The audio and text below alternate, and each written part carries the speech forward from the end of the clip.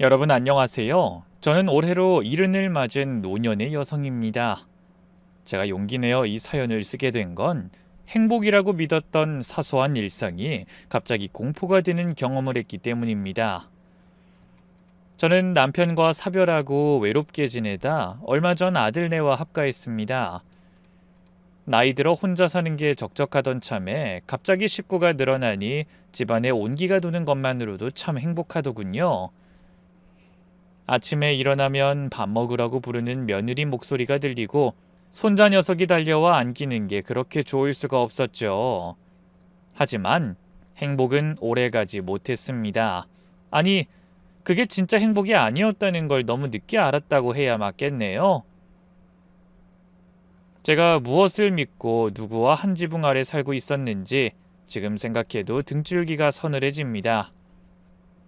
대체 무슨 일을 겪었기에 제가 이토록 두려움에 떨게 됐는지 지금부터 그 소름 돋는 이야기 하나하나 꺼내보겠습니다. 저는 남편과 슈퍼마켓을 운영하며 평생 성실하게 살아왔어요. 새벽부터 밤 늦게까지 일하며 악착같이 돈을 벌었고 그렇게 모은 돈으로 투자에 성공해 운 좋게 강남에 아파트도 하나 장만하게 됐죠. 그 집으로 이사하는 날 남편이 무척이나 좋아했는데 그만 10년 전에 폐에 문제가 생겨 먼저 세상을 떠나게 됐습니다. 그래서 그 후로는 쭉 혼자 살았네요. 자식은 아들, 딸, 남매를 뒀는데 큰아들이 아이만 하나 낳고 성격 차이로 이혼하게 됐어요. 그래서 늘 아이 키우며 혼자 사는 아들을 떠올리면 속이 상하고 가슴이 답답했습니다. 헌데 그런 아들이 이혼한 지 3년 만에 재혼했어요. 새 며느리는 인상이 참 좋고 살가워 보이는 여자였죠. 전처가 낳은 손자도 잘 챙기는 걸 보니 마음씨도 곱구나 싶었어요. 그래서 아들 내외가 집으로 들어와 함께 살고 싶다고 할 때도 고민 하나 없이 흔쾌히 허락했습니다. 제가 처음으로 새 며느리를 만난 건 작년 봄이었습니다. 이혼하고 여자 만날 생각도 없는 것처럼 외롭게 지내던 아들이 하루는 이런 말을 하더라고요. 엄마, 저 다시 결혼하고 싶은 사람이 생겼어요. 한번 만나봐 주세요. 그 말을 듣고 솔직히 마음이 복잡했습니다. 이혼하고 혼자서 어린 손자를 키우느라 고생하는 아들을 보면 안쓰러웠지만 한편으로는 또다시 실패하면 어쩌나 싶어 걱정도 됐거든요. 특히 손자가 새엄마를 받아들일 수 있을지 그게 가장 큰 걱정이었습니다. 그런데 막상 새 며느리감을 만나보니 그런 잡다한 걱정이 모두 기우였다는 생각이 들었네요. 어머님 안녕하세요. 처음 뵙겠습니다. 김영숙이라고 합니다. 단정한 차림에 공손한 태도, 무엇보다 눈빛이 참 선해 보였습니다. 나이는 42이라고 했는데 제가 보기엔 그보다 어려 보였어요. 민수야, 이리 와서 인사드려. 아들이 손자를 부르자 새 며느리감이 먼저 아이 곁으로 다가갔습니다. 민수야, 만나서 반가워. 앞으로 잘 지내보자. 그때 수줍음 많은 손자가 뒤로 숨으려고 하자 며느리감은 억지로 아이를 끌어당기지 않고 그저 따뜻하게 웃어줬네요. 그 모습이 참 인상적이었습니다. 요즘 젊은 사람들 중에는 아이 싫어하는 사람들도 많은데 다행히 며느리감은 다르구나 싶었거든요. 그 후로 몇 번 더 만나면서 며느리감에 대한 호감은 더 커졌습니다. 제가 좋아하는 음식도 미리 알아봐서 준비해 오고 말 한마디 한마디가 참 정성스러웠어요. 어머님, 혹시 결혼 허락해 주신다면 어머님 모시고 살고 싶어요. 정수 씨도 어머님 혼자 계시는 게 늘 마음에 걸린다고 하더라고요. 그 말에 저는 감동했습니다. 요즘 같은 세상에 먼저 시어머니 모시고 살겠다는 며느리가 어디 있겠어요. 그래서 저는 흔쾌히 결혼을 허락하고 합가도 찬성했죠. 결혼식은 조촐하게 가족끼리만 치렀습니다. 며느리가 먼저 속 깊은 소리를 했거든요. 저희 둘 다 초혼도 아니고 간소하게 하고 싶어요. 괜히 제가 남들 하는 거 다 하려고 하면 그 일랑 어머니도 부담스러우실 것 같고요. 그 역시 며느리의 배려라고 생각해 기특하다고 칭찬했네요. 그렇게 소박한 결혼식을 올린 후 아들 내외와 손자가 제가 사는 강남 아파트로 이사를 왔습니다. 30평대 아파트이고 방이 3개라 함께 살기엔 충분했어요. 이사 온 첫날 며느리가 웃으며 말했습니다. 어머님, 이제부터 아침은 당연히 제가 차려드릴게요. 어머님은 그냥 편하게 주무세요. 그러더니 정말 매일 아침 6시면 칼같이 부엌에서 뚝딱뚝딱 밥 짓는 소리가 들렸어요. 혼자 살 때는 대충 먹거나 거르기도 하던 아침인데 된장찌개에 나물 반찬까지 정성스럽게 차려주니 그렇게 고마울 수가 없었네요. 어머님, 오늘은 미역국 끓였어요. 소화도 잘 되고 몸에도 좋다고 해서요. 어머님, 이 반찬은 제가 친정엄마한테 배운 건데 한번 드셔보세요. 입맛 없을 때 이만한 밥도둑이 또 없더라고요. 며느리는 매일같이 새로운 반찬을 만들었습니다. 그러면서 저에게 먹고 싶은 건 없는지 세심하게 묻기도 하고 아이의 성장에 좋은 영양소까지 고려해서 정성껏 한 끼 한 끼 상을 차려냈어요. 손자도 새엄마에게 금세 적응하는 눈치였습니다. 그도 그럴 게 며느리가 손자 학원도 직접 데려다주고 좋아하는 간식도 챙겨주니 어느새 엄마라고 부르며 잘 따르더군요. 할머니, 오늘 엄마가 이거 사줬어요. 손자가 새 장난감을 들고 와서 자랑할 때마다 저도 덩달아 기분이 좋았습니다. 드디어 우리 집도 다시 완전한 가정이 됐구나 싶었거든요. 그런데 아들이 결혼하고 6개월쯤 지났을 때부터 이상한 일이 일어나기 시작했어요. 어느 날 아침, 평소처럼 며느리가 차려준 밥을 먹었는데 1시간도 안 돼서 배가 쥐어짜듯 아픈 겁니다. 화장실을 몇 번이나 들락거렸는지 몰라요. 어머님 괜찮으세요? 병원 가보실래요? 며느리가 걱정스러운 얼굴로 물었습니다. 괜찮아. 그냥 갑자기 배탈이 났나 봐. 그땐 정말 그런 줄만 알았습니다. 나이가 들면 소화력도 떨어진다고들 하니까요. 그래서 대수롭지 않게 여기며 그냥 소화제 먹으며 참았죠.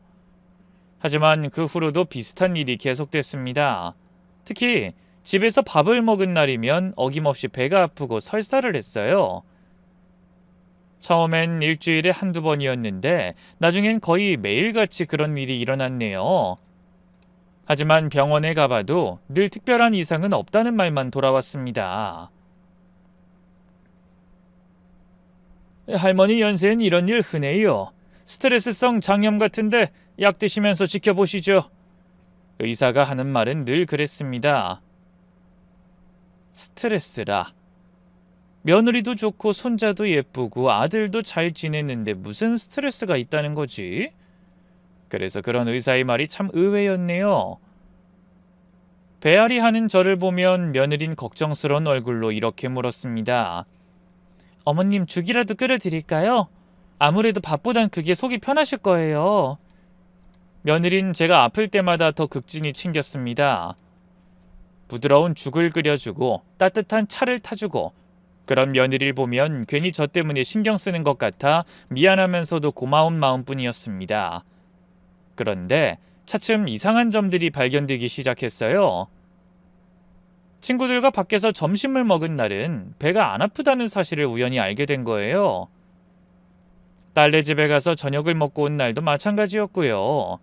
유독 집에서, 그것도 며느리가 차린 밥을 먹은 날만 그런 증상이 나타났습니다.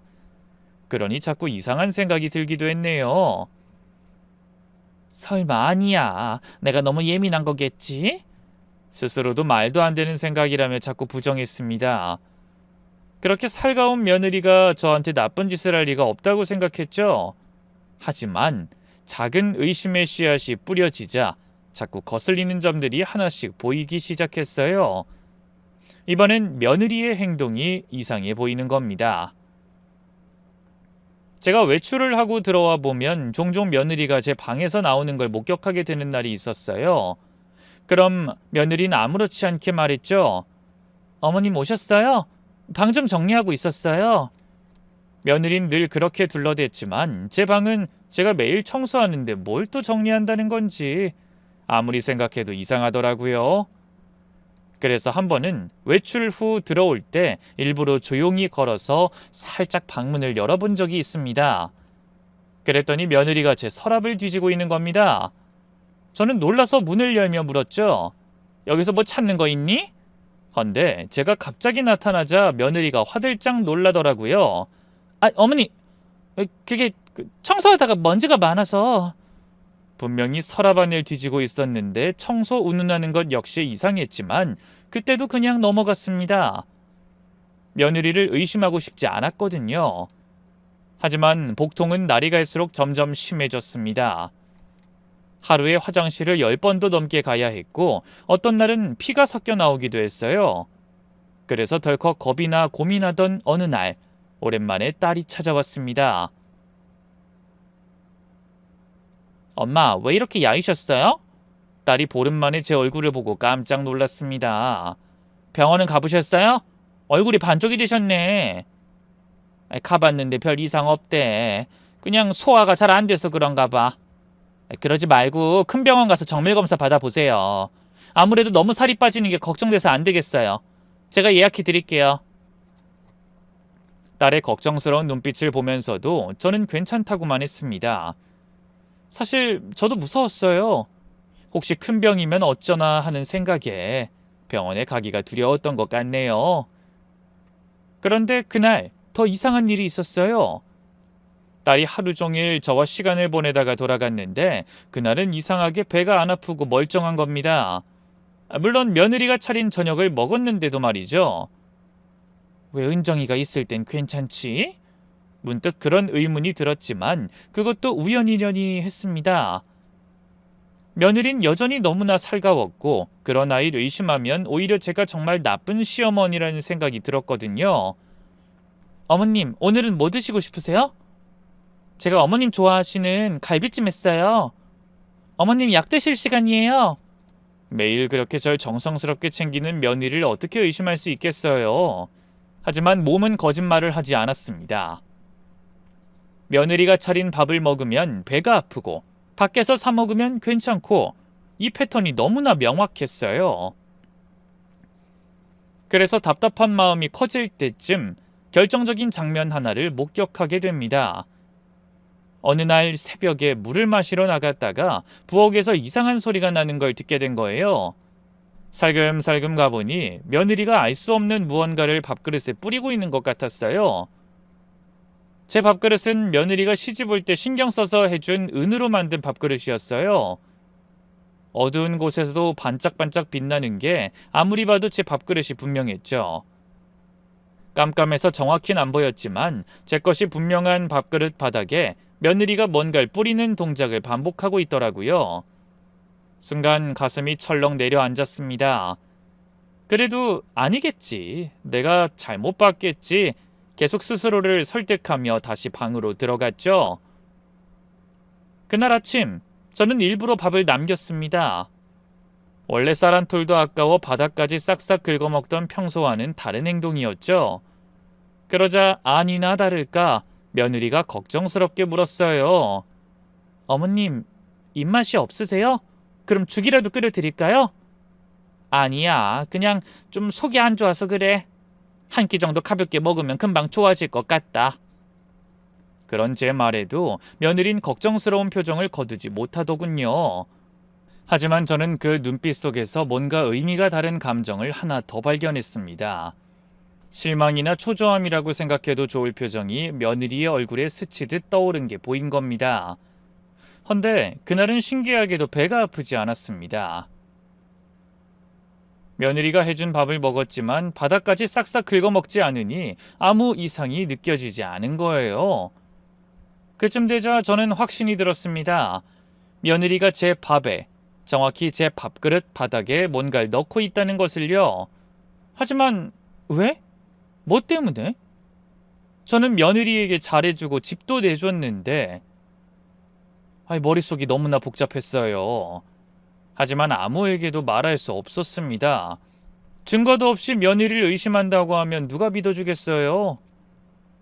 혹시 아들이 절 믿어준다고 해도 그 일로 며느리를 잡았다가는 가정이 깨질 만큼의 위기가 올 수도 있는 일이었죠. 그럼 어린 손자는 또 엄마를 잃게 될 테고, 만약 모든 게 제 오해나 망상이라면 불쌍한 손자만 정든 새엄마와 생이별하게 되는 겁니다. 그런 생각이 꼬리에 꼬리를 물수록 고민만 깊어지더군요. 하지만 그렇다고 그대로 가만히 있을 수도 없는 노릇이었어요. 까딱하면 제 목숨이 위험할 수도 있는 일이었으니까요. 결국 저는 고민 끝에 딸에게만 살짝 이런 말을 꺼냈습니다. 은정아, 엄마가 요즘 자꾸 배가 아픈 게 집에서 밥 먹을 때만 그런 것 같아. 밖에서 먹고 들어오는 날은 아무렇지도 않거든? 네? 집에서만요? 아니 그게 무슨... 딸은 이상하다는 표정을 지었습니다. 혹시 올케 언니가 요리할 때 뭘 잘못 넣었나? 아니면 엄마가 모르는 알레르기라도 있으신가? 딸도 설마 며느리가 일부러 그런다고는 생각 못하는 눈치였습니다. 그래서 저는 더 이상 아무 말도 하지 못했어요. 혹여라도 제가 며느리를 의심한다고 구체적인 말을 꺼내면 딸도 저를 이상하게 보거나 아니면 득달같이 아들과 며느리에게 따지고 될 것 같아 걱정이 됐거든요. 그래서 그 이후로도 저는 평소처럼 행동했습니다. 며느리 앞에서는 여전히 잘 먹는 척, 고맙다는 말도 많이 했어요. 하지만 뒤에서는 밥을 남기기 위해 노력했고 최대한 밖에서 끼니를 해결하려고 애썼죠. 그러자 며느린 제가 밖으로 도는 걸 탐탁치 않게 여기는 눈치였습니다. 어머님, 요즘 외출이 잦으시네요? 그래도 가능하시면 식사는 집에서 하세요. 가뜩이나 소화도 잘 안 드시는데 밖에서만 드시다 더 나빠질까봐 걱정이에요. 아무리 비싼 돈을 줘도 어디 집밥만한 게 있겠어요? 그러면서 걱정스러운 얼굴로 바라보는데 어떻게 반응해야 할지 모르겠더군요. 예전에 그 말을 들었다면 아마 따뜻한 말이라고 생각했을 거예요. 하지만 며느리의 의심스러운 모습을 보고 난 후에 들으니 너무나 소름이 끼치더군요. 그때까지도 아들은 아무것도 모른 채 여전히 며느리를 완벽하게 좋은 아내라고 믿고 있었어요. 엄마, 그 사람이 엄마 걱정 많이 해요. 요즘 자꾸 아프시다고. 아들의 말에 저는 쓴웃음을 지을 수밖에 없었습니다. 하지만 시간이 흐르면서 점점 확신하게 됐어요. 며느리가 분명히 제게 해로운 무언가를 먹이고 있다는 것을요. 그리고 그것은 단순히 그냥 절 아프게 하려는 게 아니라 더 큰 목적이 있을 거라는 생각이 들기 시작했죠. 하지만 아직은 섣불리 나설 때가 아니라고 생각했어요. 며느리가 절대 발뺌할 수 없는 확실한 증거를 잡을 때까진 참고 기다려야 한다고요. 다만 한 가지 분명한 건 제가 더 이상 예전의 순진한 노인이 아니라는 사실이었죠. 며느리를 무조건 믿는 게 아니라 진짜 숨겨진 모습이 무엇인지 밝혀낼 때까지 절대 방심하지 않기로 다짐했거든요. 헌데 그로부터 얼마 뒤 눈으로 보고도 믿기지 않을 충격적인 진실이 드러나게 됩니다. 그날은 제가 자주 아프다는 말이 신경 쓰였는지 딸이 연락도 없이 찾아온 날이었어요. 엄마, 제가 선물 하나 드릴게요. 그러더니 작은 상자를 하나 내밀더군요. 저는 고개를 갸웃거리며 물었죠. 이게 뭐니? 그냥 엄마 혼자 계실 때도 있고 요즘 세상이 흉흉하잖아요. 딸은 알 수 없는 말을 했지만 저는 생각할 게 많고 머리가 복잡해 상자를 열어보지도 못하고 화장대 서랍에 넣어둔 뒤 까맣게 잊고 말았네요. 그런데 며칠 뒤 딸이 전화로 묻더군요. 엄마, 제가 드린 거 설치하셨어요? 저는 딸이 뭘 묻는지 몰라 어리둥절했어요. 설치? 뭘 설치하라는 거니? 엄마 아직 안 보셨구나. 제가 지금 가서 해드릴게요. 그러더니 그날 오후 딸이 사위와 함께 집으로 왔습니다. 며느리가 손자를 학원에 데려다 주러 나간 사이였죠. 엄마, 이거 소형 CCTV예요. 요즘 혼자 사시는 어르신들 집에 많이 다는 거래요. 사위가 딸이 준 상자에서 작은 기계를 꺼내 보여줬습니다. 동전만한 크기의 카메라였어요. 엄마가 자꾸 집에서만 아프시다고 하셔서 혹시 뭐 잘못 드시는 게 있는지 확인해 보려고요. 그리고 엄마 혼자 계실 때 무슨 일 있으면 안 되잖아요. 딸은 태연하게 말했지만 어쩌면 저보다 더 며느리를 의심하고 있을지 모른다는 생각이 들었네요.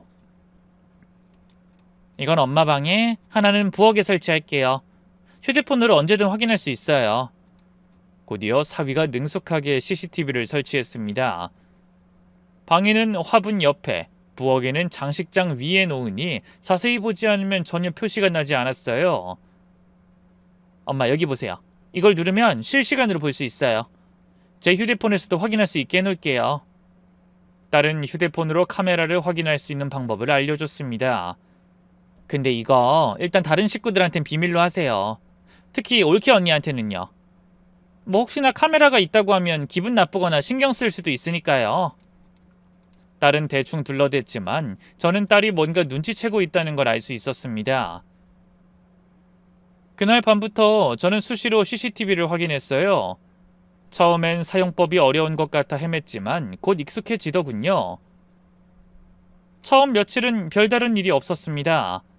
며느린 평소처럼 집안을 돌보고 제가 없을 때 방은 텅 비어 있었죠. 그런데 CCTV를 설치한 지 일주일째 되던 날, 드디어 결정적인 장면이 포착됐습니다. 그날도 저는 오전에 병원에 다녀온다고 하고 외출했어요. 사실은 집에서 밥을 먹지 않으려고 근처 카페에서 시간을 보내다가 일부러 늦게 들어갈 생각이었죠. 그런데 밖에서 핸드폰으로 CCTV를 확인해 보니 부엌에서 뭔가를 하고 있는 며느리의 모습이 보였어요. 멀리서는 잘 보이지 않았는데 화면을 당겨서 크게 보자 며느리 손에 들린 작은 봉지가 보였습니다. 그런데 다음 순간 그 봉지 안에 든 하얀 가루를 분무기에 넣고 물과 섞은 뒤 제 밥그릇에 뿌리기 시작하는 게 아니겠어요? 저는 너무 놀라서 하마터면 휴대폰을 떨어뜨릴 뻔했습니다. 얼마 전 밤에 제가 우연히 본 건 오해가 아니었어요. 며느리가 분명 제 밥에 뭔가를 넣고 있었던 겁니다. 근데 더 충격적인 건 그 다음이었어요. 오늘은 좀 많이 넣어볼까? 오늘 밤엔 피똥 싸겠네. 며느리의 목소리가 선명하게 들려왔습니다. 그 싸늘한 목소린 평소의 다정한 며느리와는 전혀 다른 사람 같았어요.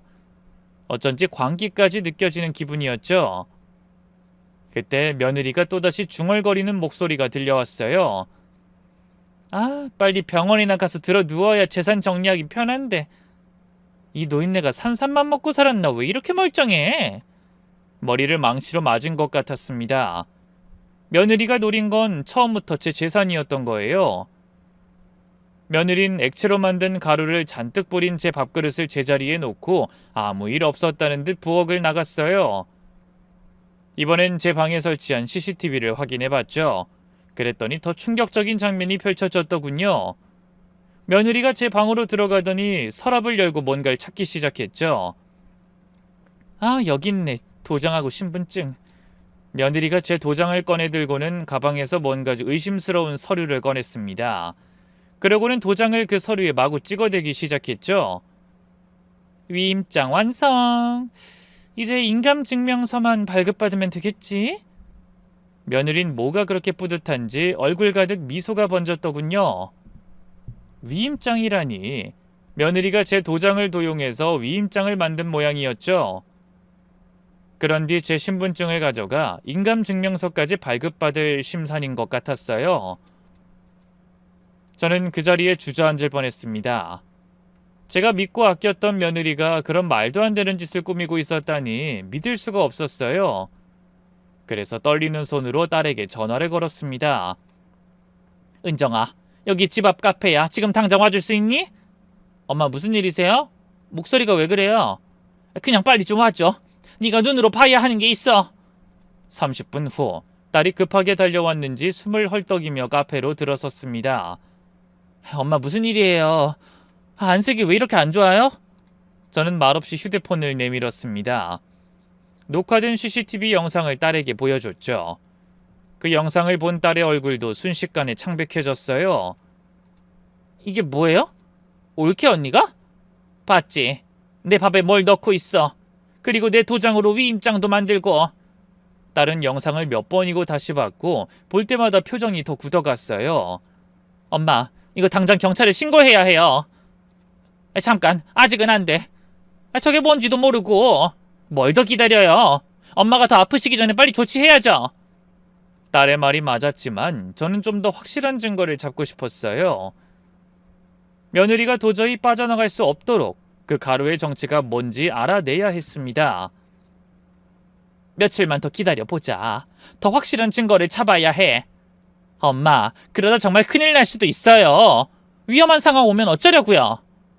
알어. 하지만 성급하게 움직이면 오히려 일을 그르칠 수 있어. 조심할 테니까 며칠만 더 기다려보자. 딸은 못마땅한 표정이었지만 결국 제 뜻을 따랐습니다. 그럼 오늘부터 우리 집으로 가세요. 그 집에 계속 있으면 위험해요. 그건 안 돼. 내가 갑자기 나가면 뭔가 눈치챘다고 의심할 거야. 그럼 최소한 밥은 절대 드시면 안 돼요. 알겠죠? 딸은 몇 번이고 당부하곤 불안한 표정으로 한숨을 쉬며 돌아갔습니다. 그날 저녁, 며느리는 평소처럼 저녁을 차렸어요. 어머님, 오늘은 어머님 좋아하시는 육개장 했어요. 많이 드세요? 평소 같았으면 고맙다고 했을 텐데 이젠 그 미소가 섬뜩하기만 했습니다. 그래? 근데 오늘은 속이 좀 안 좋아서. 어머나, 또 그러세요? 그래도 조금이라도 드셔야죠. 며느리가 밥그릇을 제 앞으로 밀었습니다. CCTV에서 봤던 바로 그 밥그릇이었죠. 저는 일부러 한두 숟갈 뜨는 신용만 하고는 배가 아프다며 방으로 들어갔습니다. 방에서 다시 CCTV를 확인해 보니 며느리가 제 남은 밥을 치우며 혀를 차고 있었어요. 아우, 속 터져. 푹푹 퍼먹고 빨리 쓰러져야 하는데. 왜 사람 감질나게 하는 거야? 그 말을 들으니 온몸에 소름이 돋았습니다. 며느리는 정말로 절 쓰러뜨리려고 작정한 거였어요. 다음 날부터 더 적극적으로 감시를 시작했습니다. 외출한다고 하고 나갔다가 몰래 집 근처에서 CCTV를 지켜봤죠. 며느린 거의 매일 제 밥에 그 하얀 가루를 넣었습니다. 양도 점점 늘어났어요. 그리고 제 방에 들어가서는 서류를 뒤지고 통장을 찾고 심지어 제 옷장까지 뒤졌습니다. 등기권리증은 어디 있는 거야? 혹시 은행 금고에 있나? 며느리의 독백이 CCTV에 고스란히 녹음됐습니다. 며칠 동안 더 지켜본 결과 며느리의 계획을 대충 파악할 수 있었네요. 저를 병들게 해서 요양원에 보낸 후 위조한 위임장으로 제 재산을 처분하려는 거였어요.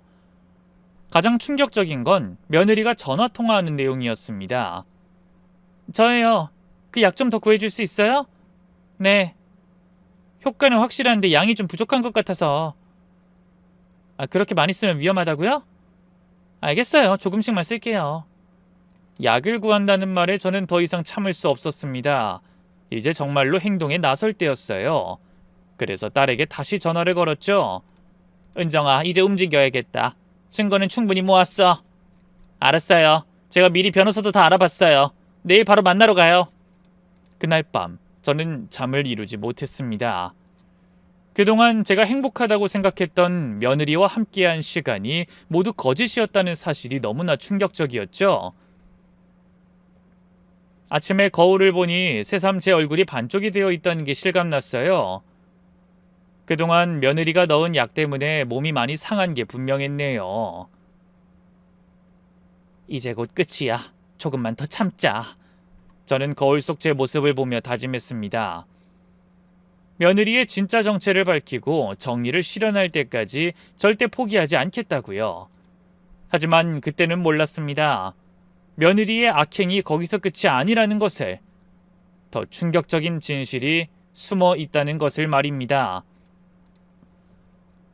다음 날 아침, 딸의 다급한 전화를 받고 저는 서둘러 집을 나섰습니다. 엄마, 빨리 오세요. 변호사님이 기다리고 계세요. 며느리에게 병원 검진을 받으러 간다고 둘러댔죠. 조심해서 다녀오세요. 점심은 제가 맛있는 거 준비해 놓을게요. 며느리의 그 다정한 미소가 이젠 독사의 혀처럼 느껴졌습니다. 잠시 후 딸이 말해준 변호사 사무실에 도착하니 정장 차림의 중년 남성이 기다리고 있었어요. 안녕하세요. 여기 녹화된 영상 있습니다. 전 그동안 찍어둔 CCTV 영상을 모두 보여줬습니다.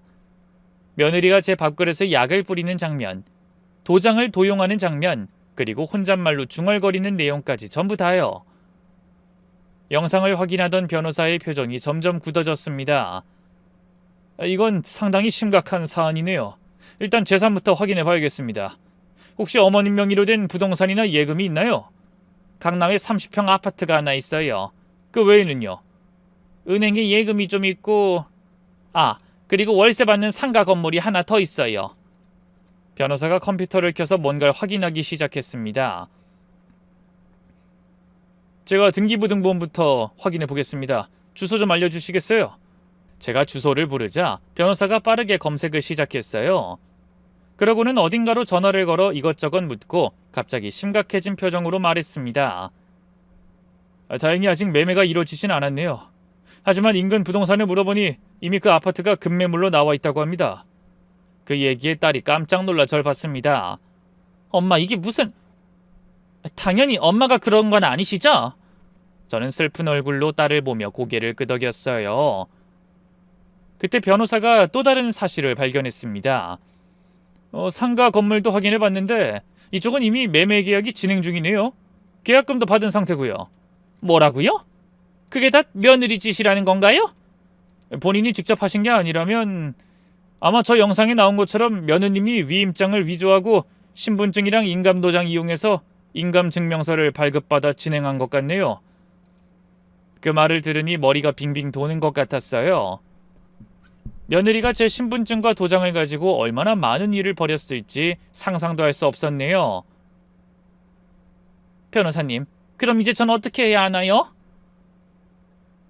일단 모든 거래를 중지시키고 며느님을 고소해야죠. 증거는 충분하니까 문제 없을 겁니다. 딸이 제 손을 꼭 잡았습니다. 엄마, 이제 됐어요. 올케 언니 정체 알았으니까 바로 조치하면 돼요. 하지만 변호사님의 다음 말이 더 충격적이었습니다. 근데 한 가지 이상한 게 있네요. 따님께 며느님의 정보를 미리 듣고 좀 알아본 게 있는데. 네? 뭐가 이상한가요? 나이가 비슷한 동명이인 중에 전과가 있는 사람이 있어요. 혹시 며느님 사진 있으세요? 그 말에 딸이 핸드폰에서 가족 사진을 찾아 내밀었습니다. 변호사가 사진과 화면을 번갈아 보더니 놀란 표정을 지었어요. 맞네요, 이 사람입니다. 3년 전에 비슷한 수법으로 고소당한 적이 있어요. 비슷한 수법이라면 피해자가 70대 할머니였는데 역시 며느리였다고 하네요. 시어머니를 병들게 한 후 재산을 가로채려다 발각됐다고. 딸과 저는 서로를 바라봤습니다. 믿을 수 없었지만 며느린 상습범이었던 거예요. 그땐 피해자가 고소를 취하해서 처벌을 받지 않았네요. 아마 합의를 했나 봅니다. 그럼 그 할머니는 지금... 연락처 찾아보겠습니다. 아마 비슷한 피해를 입으셨을 테니 증언을 해주실 수도 있어요. 딸이 갑자기 뭔가가 생각난 듯 말했습니다. 변호사님, 그 하얀 가루가 뭔지도 알아봐야 해요. 엄마가 그것 때문에 계속 아프셨거든요. 맞습니다. 그 부분도 중요하죠. 경찰에 신고하면 알아낼 수 있을 겁니다. 그때 제 핸드폰이 울렸습니다. 며느리였어요. 받지 마세요, 엄마. 딸이 말렸지만 전 받았습니다. 아직은 들키면 안 될 것 같았거든요. 어머님 어디세요? 점심 다 차려놨는데. 검사가 좀 길어져서 좀 이따가 할게. 네, 알겠어요. 그리고 어머님, 저 오후에 잠깐 외출할 일이 있거든요. 저녁에 드실 국 다 끓여놨으니 저 늦으면 그이랑 애 저녁 좀 차려주실 수 있을까요? 뭔가 수상했습니다. 평소에 친구도 잘 만나지 않는 며느리가 작정하고 늦을 거라고 말하는 건 흔한 일이 아니었거든요. 그래, 걱정하지 말고 다녀와. 전화를 끊고 나서 변호사를 향해 말했습니다. 며느리가 오후에 외출한다고 하네요. 어딜 가는 걸까요? 글쎄요. 혹시 모르니까 저희 사무장한테 며느님을 감시하라고 부탁해 놓죠. 그리고 일을 서두르는 게 좋을 것 같아서 오늘 바로 고소장 접수하겠습니다. 그 말을 듣고 저는 일단 집으로 돌아가기 위해 자리에서 일어났습니다. 그런 저를 딸이 따라 나서며 말했어요. 엄마, 혼자 가시면 위험해요. 제가 같이 갈게요. 아니야, 네가 있으면 걔가 이상하게 여길 거야. 그럼 최소한 휴대폰은 계속 켜놓으세요. 무슨 일 있으면 바로 연락하시고요. 그 말에 고개를 끄덕이고 집으로 향했습니다. 집에 도착하니 며느리가 현관에서 기다리고 있더군요. 어머님 많이 아프세요? 병원에서 뭐래요? 별거 아니래. 그냥 나이 때문에 소화력이 떨어져서 그렇다는구나. 다행이네요. 제가 죽 끓여놨으니까 드시고 쉬세요. 그런데 외출한다던 며느린 평소보다 화장도 진하고 좋은 옷도 꺼내 입었더라고요. 게다가 뭔가 좀 들떠 보이기도 했습니다. 저는 이상한 생각이 들어 물었죠. 어딜 가는데 이렇게 차려입었니? 아, 친구를 만나기로 해서요? 오랜만에 만나는 거라. 하지만 그 말이 믿기지 않았습니다. 그래서 며느리가 나간 후 딸에게 연락했어요. 지금 영숙이 나갔다. 그 사무장이라는 사람이 따라갔을까? 네, 엄마 걱정하지 마세요. 다 지켜보고 있을 거예요. 헌데 늦을 거라던 며느린 예상과 달리 1시간 만에 돌아왔더군요. 늦을 거라더니 벌써 왔니? 네, 친구가 갑자기 못 나온대요. 며느리의 표정이 어두워졌습니다. 뭔가 일이 잘 안 풀린 모양이었네요. 잠시 후 딸에게 전화가 왔습니다. 엄마 들으셨어요? 사무장님이 말하는데. 딸이 전해준 소식은 충격적이었습니다. 며느리가 친구를 만난다고 하며 나가서 찾아간 곳은 불법 도박장이었고 거기서 큰 돈을 잃었다는 거예요. 도박빚이 3억이 넘는데요. 빚쟁이들이 독촉하니까 엄마 재산 빨리 처분하려고 했던 거예요. 상습적인 도박 중독이었다고요. 그제야 모든 퍼즐이 맞춰졌습니다. 며느리가 왜 저를 해치려 했는지, 왜 재산을 서둘러 처분하려 했는지. 다음 날 아침 딸에게서 연락이 왔습니다. 엄마, 변호사님이 3년 전 피해자 할머니 찾았나 봐요. 오늘 만나보기로 했어요. 정말? 나도 같이 가도 될까? 당연하죠. 아마 엄마랑 비슷한 일 겪으셨을 테니까 많은 도움이 될 거예요.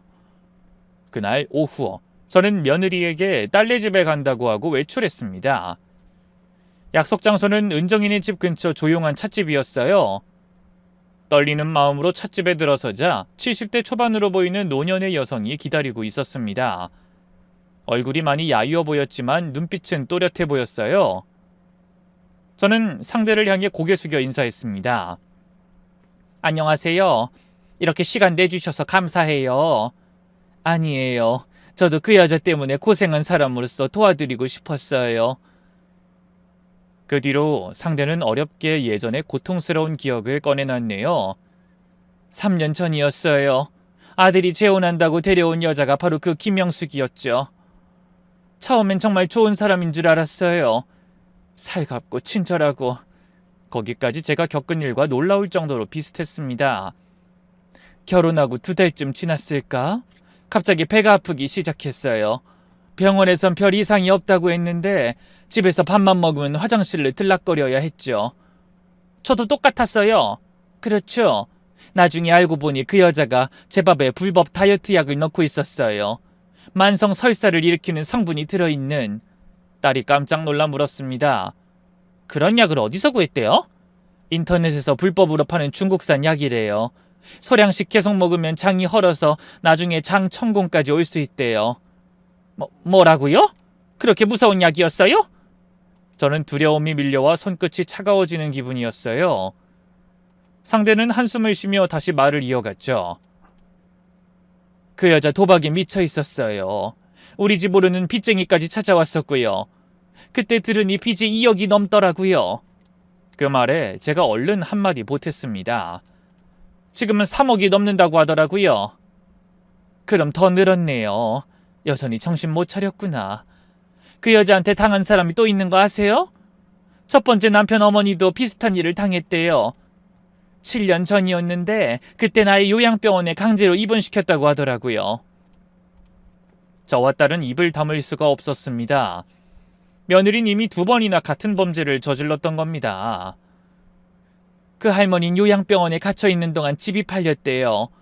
다행히 아들이 뒤늦게 알아차려서 이혼했지만 재산은 이미 반 이상 날아간 뒤였다고. 그 말을 들은 딸이 물었습니다. 그럼 왜 처벌을 안 받았나요? 이렇게 상습적인데.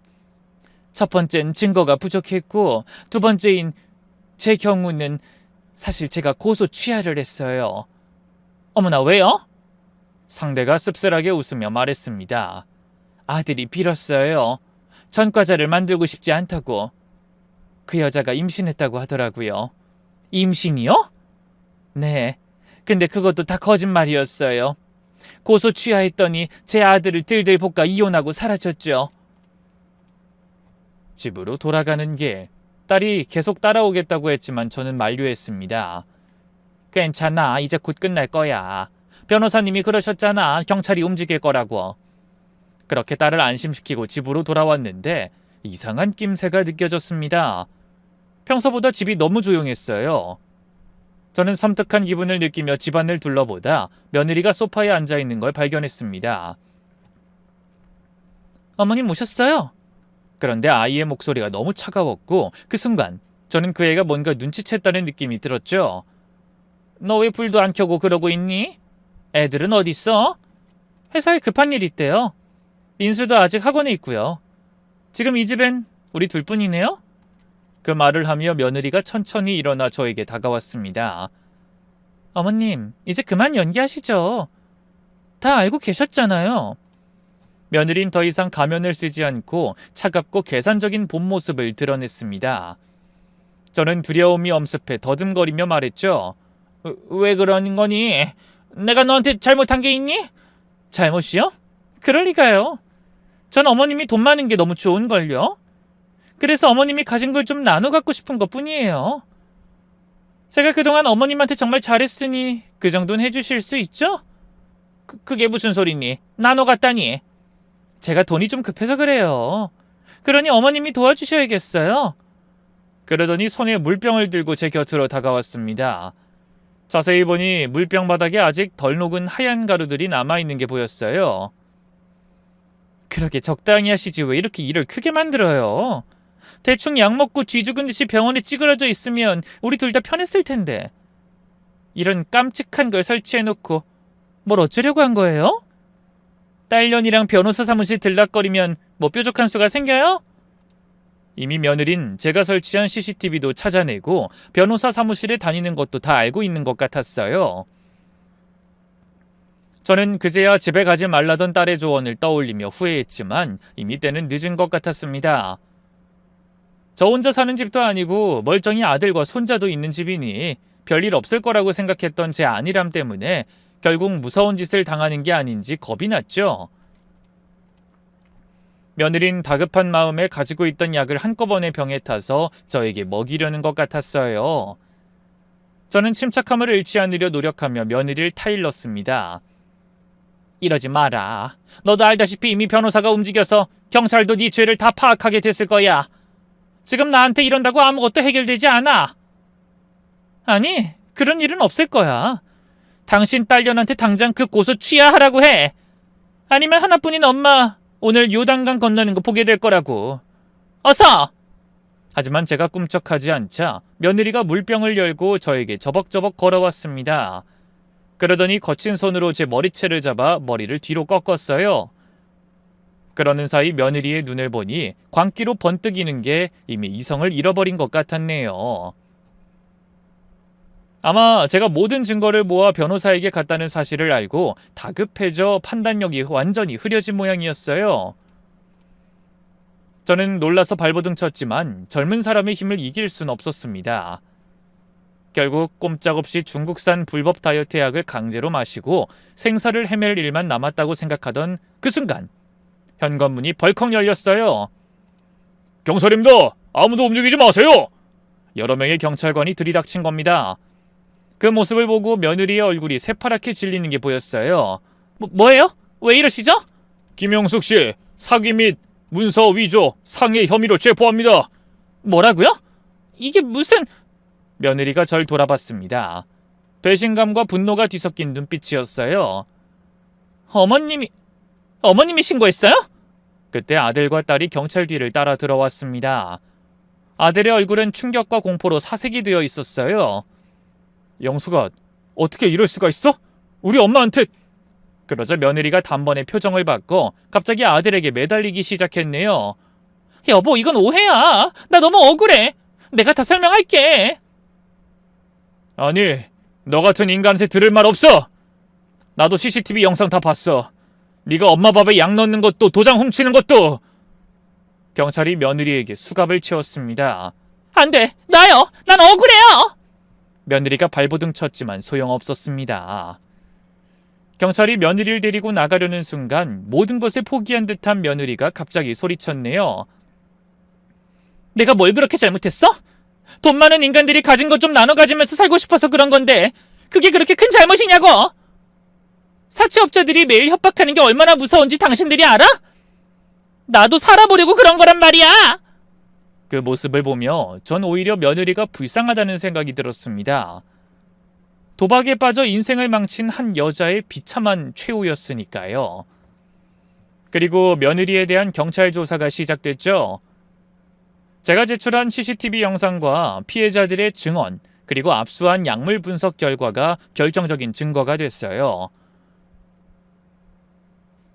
피해자님, 그동안 정말 고생 많으셨습니다. 이제 저희한테 맡기고 돌아가서 편안히 쉬세요. 그 말에 저는 드디어 제 집에서 거머리 같은 며느리의 그림자가 사라졌다는 사실에 안도했습니다. 그리고 얼마 후 재판에서 판사는 이런 판결문을 낭독했죠. 피고인은 시어머니인 피해자에게 지속적으로 유해 약물을 투여하여 건강을 해쳤고 피해자의 도장을 도용하여 거액의 재산을 편취하려 하였다.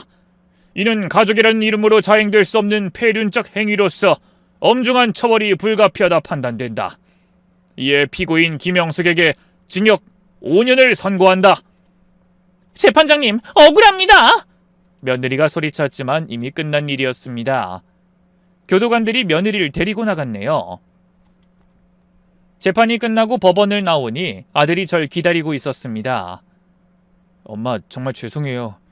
제가 사람을 잘못 봐서. 아들은 제 앞에 무릎을 꿇었습니다. 아이고, 이게 무슨 짓이니? 어서 일어나. 엄마가 그렇게 아프신 것도 모르고. 정말 불효자예요, 저는. 너도 속은 거잖니. 이러지 말고 우린 이제 애가 받을 상처를 보듬는 일에 온 신경을 다 쓰도록 하자. 저는 아들을 일으켜 세우고 등을 토닥이며 말했습니다. 이제 다 지나간 일이야. 앞으로 잘 살면 되지. 말은 그렇게 했지만 가슴은 찢어지는 것 같았어요. 이미 한 번의 아픔을 겪은 아들이 두 번째로 만난 인연도 그렇게 몹쓸 여자였다니 하늘이 원망스럽기까지 했습니다. 며느리가 사라진 후 우리 가족은 다시 평화를 찾았어요. 무엇보다 제 건강이 빠르게 회복됐죠. 혹시나 몰라 병원에서 정밀 검사를 받았더니 다행히 큰 문제는 없었습니다. 그런 폭풍 같던 모든 일이 마무리되고 6개월이라는 시간이 흘렀어요. 저는 아직도 가끔 며느리가 생각나 두려움이 엄습할 때가 있습니다. 하지만 이젠 과거에 얽매이지 않으려고 합니다. 중요한 건 현재, 그리고 앞으로의 삶이니까요. 이런 제 이야기를 통해 여러분에게 당부드리고 싶은 게 있네요. 가족이란 이름으로 다가오는 사람이라도 무조건 믿어서는 안 된다는 것. 이상한 징조가 보이면 주저하지 말고 도움을 청해야 한다는 것을 꼭 기억하세요. 무엇보다 중요한 건 여러분은 혼자가 아니라는 겁니다. 도와줄 가족이 있고 정의를 실현해줄 법이 있으니까요. 저는 이제 매일 아침 거울을 보며 웃습니다. 살아있음에 감사하고 가족과 함께할 수 있음에 감사하면서요. 그럼 여러분도 지금 누리는 행복에 감사하는 하루 보내시길 바라며 사연을 마치겠습니다. 감사합니다.